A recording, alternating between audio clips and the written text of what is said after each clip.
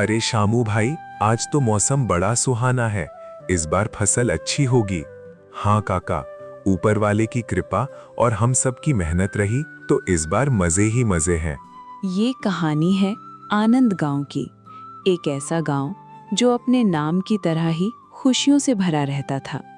कुएं पर पानी भरती औरतें, चौपाल पर बैठे बुजुर्ग और हर तरफ फैली शांति और भाईचारा, यही पहचान थी आनंद गांव की। इसी प्यारे से गांव में रहते थे दो जिगरी दोस्त, राजू और विक्रम। इनकी दोस्ती कोई आम दोस्ती नहीं थी, बल्कि जय वीरू जैसी थी। चाहे आम के पेड़ से आम चुराने हों या मास्टर जी की डांट खानी हो, दोनों हमेशा हर शरारत और हर मुसीबत में साथ खड़े मिलते। यार विक्रम, आज तो काकी ने ऐसा गुड़ का पराठा बनाया कि खाकर मजा ही आ गया। 2 पराठे तो मैं तेरे हिस्से के भी खा गया। हाँ भाई, तू तो बस खाने की ही बातें कर। पेट देख अपना गोलगप्पा होता जा रहा है। कभी कुछ काम की बात भी सोच लिया कर। गांव वाले भी जब इन दोनों को साथ देखते तो इनकी दोस्ती की मिसाल देते थे। देख रहे हो भाइयों, आज के जमाने में ऐसी दोस्ती कहाँ देखने को मिलती है। ये दोनों लड़के आनंद गांव की शान है। किसी की नजर न लगे इनकी जोड़ी को। वक्त गुजरता गया और दोनों दोस्त बड़े होने लगे। एक दिन ढलती शाम के वक्त दोनों गांव के शांत तालाब के किनारे बैठे थे। डूबते सूरज की रोशनी पानी पर पड़ रही थी और उन लहरों को देखते हुए उनके मन में भी कुछ कर गुजरने की लहरें उठ रही थी। राजू, बचपन तो खेलकूद में निकल गया, लेकिन अब आगे क्या? क्या हम पूरी उम्र बस ऐसे ही गांव की गलियों में घूमते रहेंगे? मुझे तो रात रात भर नींद नहीं आती है। तू बिल्कुल सही कह रहा है विक्रम। मैं भी आजकल यही सोच रहा था। हमें कुछ ऐसा करना चाहिए जिससे हमारी अपनी अलग पहचान बन सके। कुछ बड़ा, कुछ अपना, ताकि गांव वाले सिर्फ हमारी दोस्ती ही नहीं, हमारी मेहनत की भी मिसाल दें। बिल्कुल, पर ऐसा क्या करें यार जिससे गांव वालों का भी भला हो और हम भी अपनी मेहनत से 2 पैसे कमा सके। दोनों दोस्त काफी देर तक सोचते रहे। तभी राजू के दिमाग में एक आइडिया आया।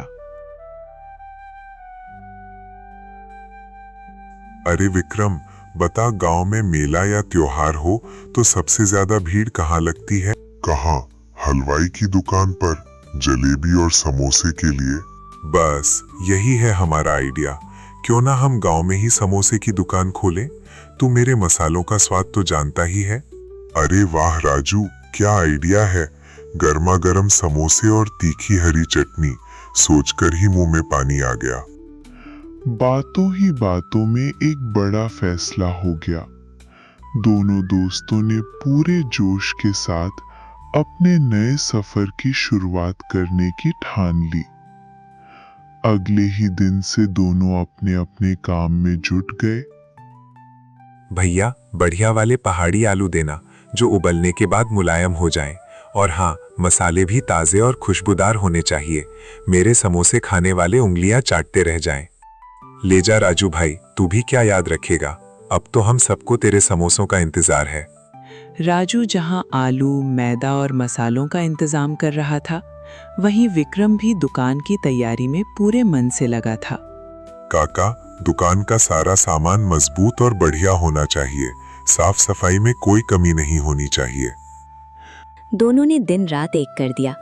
आखिरकार वो खुशी का दिन आ ही गया। गांव के चौराहे पर एक छोटी, सुंदर और साफ सुथरी दुकान सजी थी। ऊपर पीले रंग का एक बोर्ड लगा था जिस पर लाल अक्षरों में लिखा था, दोस्ती का समोसा।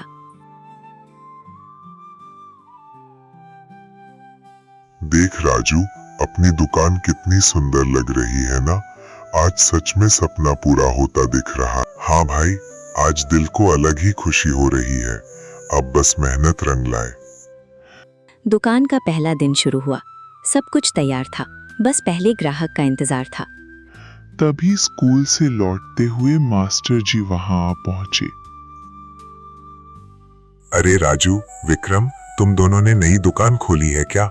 खुशबू तो बड़ी लाजवाब आ रही है। लाओ भाई, एक प्लेट मुझे भी चखाओ। जरूर मास्टर जी, अभी देता हूँ गर्मा गर्म। मास्टर जी जरा चखिए और बताइए स्वाद कैसा है।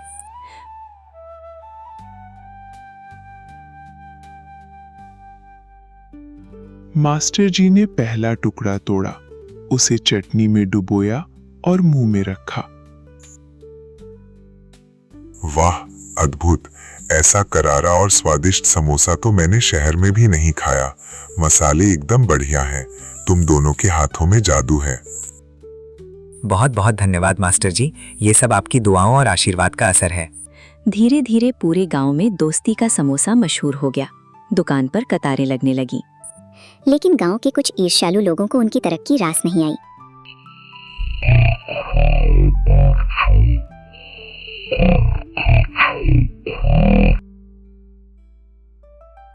अरे कालिया भाई, ये दुकान तब तक ही चल रही है जब तक इनकी दोस्ती कायम है। तूने मेरे मुंह की बात छीन ली। अब देख मैं कैसे इनकी दोस्ती में दरार डालता हूँ। एक दिन कालिया राजू के पास पहुंचा।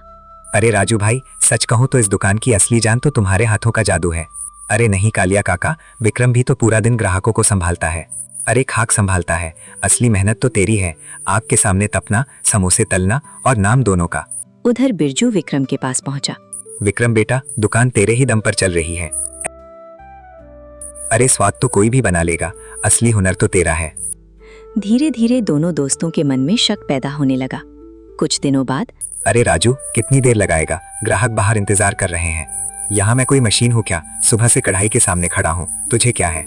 मैं हुक्म चला रहा हूँ। मैं ना हूँ तो तेरी दुकान पर एक कुत्ता भी ना फटके। अगर तुझे लगता है कि तेरी वजह से दुकान चल रही है तो खुद बना ले समोसे। और तुझे लगता है कि तूने मुझे पाल रखा है। गुस्से में दोनों अपनी दोस्ती भूल बैठे। आज से दोस्ती का समोसा बंद। हाँ, मुझे भी तेरे साथ काम नहीं करना। दोनों अलग हो गए। पूरे गांव में उदासी छा गई। माँ, अब हमें वो स्वादिष्ट समोसे कौन खिलाएगा? समोसों का नुकसान तो भर जाएगा, लेकिन गांव ने अपनी सबसे बड़ी दौलत खो दी है। असली नुकसान दोस्ती का हुआ है। कुछ दिन बीत गए। दोनों को अपनी गलती का एहसास होने लगा। मैंने विक्रम को इतना बुरा भला क्यों कहा? वो तो मेरा भाई था। राजू कितनी गर्मी में काम करता था, मेरे सिर पर झूठा घमंड चढ़ गया था। तभी दोनों को कालिया और बिरजू की बातें याद आईं। अरे कालिया ने तो जानबूझकर हमारे बीच आग लगाई थी, और बिरजू ने भी। हम कितने बड़े मूर्ख निकले। सच्चाई समझते ही दोनों एक दूसरे की तरफ दौड़ पड़े। मुझे माफ कर दे मेरे भाई, मैं दूसरों की बातों में आ गया। नहीं राजू, गलती मेरी भी थी। मुझे झूठा घमंड हो गया था। तेरे बिना ये राजू कुछ नहीं है, और तेरे बिना दोस्ती का समोसा अधूरा है। दोनों दोस्त रोते हुए गले मिले। अगले दिन फिर से दुकान खुली और पहले जैसी रौनक लौट आई। विक्रम, जरा चटनी तैयार रख, आज भीड़ ज्यादा लग रही है। सब तैयार है भाई, आज कोई खाली हाथ नहीं जाएगा। अरे वाह, राजू विक्रम की दुकान फिर से चमक उठी। सच में इन दोनों की जोड़ी और इनके समोसे दोनों ही कमाल हैं। उधर कालिया और बिरजू दूर खड़े सब देखते रहे और चुपचाप वहां से खिसक गए। दोस्तों, सच्ची दोस्ती कोई कांच का खिलौना नहीं जो किसी की बातों के पत्थर मारने से टूट जाए। अगर दिलों में प्यार और एक दूसरे पर विश्वास हो तो हर दरार भर जाती है। कभी किसी तीसरे की बातों में आकर अपने अपनों को मत खोना।